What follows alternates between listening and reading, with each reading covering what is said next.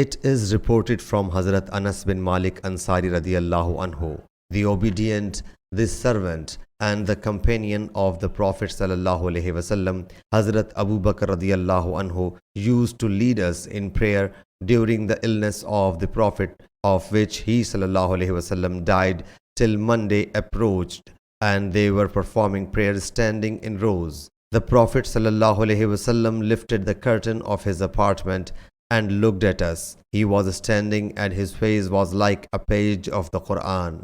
Then he smiled. We thought that we would undergo a trial on account of the pleasure of catching his glimpse. Hence Hazrat Abu Bakr radiyallahu anhu started retreating to join the row, thinking that the Prophet sallallahu alaihi wasallam might come to perform the prayer. He sallallahu alaihi wasallam beckoned to us to complete the prayer and drew the curtain. The Prophet sallallahu alaihi wasallam passed away on that very day. Sahih Bukhari, Hadith number 680.